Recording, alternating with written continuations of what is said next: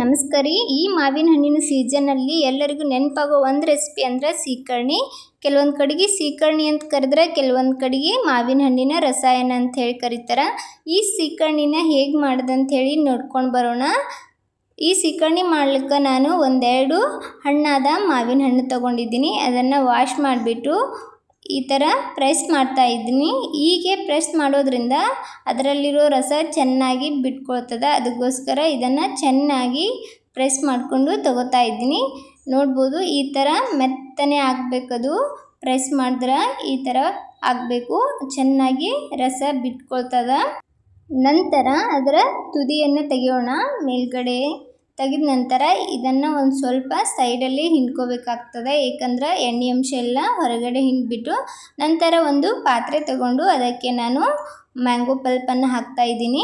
ಮಾವಿನ ಹಣ್ಣಿನ ರಸವನ್ನು ಅದಕ್ಕೆ ಹಾಕ್ತಾಯಿದ್ದೀನಿ. ಈ ಥರನೂ ಹಾಕೋಬೋದು, ಇಲ್ಲ ಅಂದರೆ ನಿಮ್ಗೆ ಈ ಥರ ಇಷ್ಟ ಆಗಲಿಲ್ಲ ಅಂದರೆ ಅದನ್ನು ಕಟ್ ಮಾಡಿ ಸಹ ಅದರ ಪಲ್ಪನ್ನು ತೆಕ್ಕೊಳ್ಬೋದು. ನಾನಿಲ್ಲಿ ಈ ಥರ ಹಿಂಡಿ ಅದರ ಪಲ್ಪನ್ನು ತೆಗಿತಾ ಇದ್ದೀನಿ. ಈ ಥರ ಸಿಪ್ಪೆಯಿಂದ ಎಲ್ಲ ರಸವನ್ನು ಚೆನ್ನಾಗಿ ಹಿಂಡ್ಬಿಟ್ಟು ನಂತರ ಬೀಜಗಳೇನಿರುತ್ತದೆ ಅದನ್ನು ಚೆನ್ನಾಗಿ ಈ ಥರ ಕಿವುಚ್ಕೊಂಡು ಅದರಲ್ಲಿರೋ ರಸನ ತಕ್ಕೊಳ್ಳೋಣ.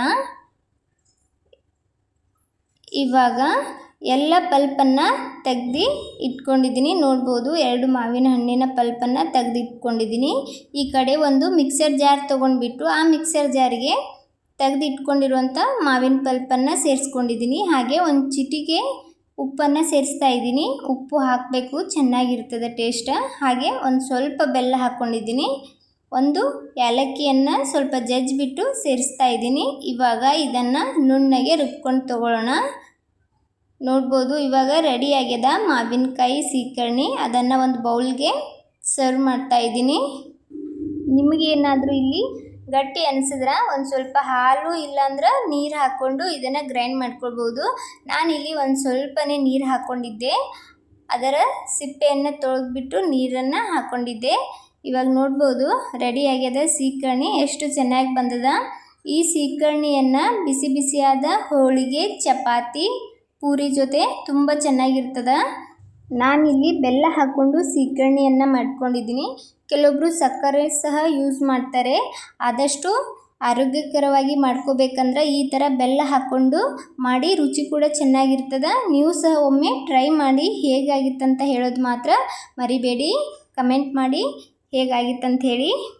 ಇವಾಗ ಇದನ್ನು ಒಂದು ಬೌಲ್ಗೆ ಸರ್ವ್ ಮಾಡ್ಕೊಂಡಿದ್ದೀನಿ. ನೋಡಿದ್ರಲ್ಲ ಎಷ್ಟು ಬೇಗನೆ ಈ ಸೀಕರ್ಣಿಯನ್ನು ಮಾಡ್ಕೊಳ್ಬೋದು ಅಂಥೇಳಿ. ಕೇವಲ 5 ನಿಮಿಷ ಸಾಕ್ರಿ ಇದು ರೆಡಿ ಮಾಡ್ಕೊಳಕ್ಕೆ. ನೋಡಿದ್ರಲ್ಲ ಫ್ರೆಂಡ್ಸ್, ಯಾವ ಥರ ಸೀಕರ್ಣಿಯನ್ನು ಮಾಡ್ಕೊಳ್ಬೋದು ಅಂಥೇಳಿ. ಈ ರೆಸಿಪಿ ಇಷ್ಟ ಆದ್ರೆ ಒಂದು ಲೈಕ್ ಕೊಡಿ. ಹಾಗೆ ಇದೇ ಥರದ ಇನ್ನಷ್ಟು ರೆಸಿಪಿಗೋಸ್ಕರ ರಮ್ಯಾ ಮನೆ ಅಡುಗೆ ಚಾನಲನ್ನು ಸಬ್ಸ್ಕ್ರೈಬ್ ಮಾಡ್ಕೊಳ್ಳಿ. ನಿಮಗೆ ಯಾವ ಥರದ ರೆಸಿಪಿ ಬೇಕಂತ ಕಮೆಂಟ್ ಮಾಡೋದು ಮಾತ್ರ ಮರಿಬೇಡಿ. Thanks for watching video.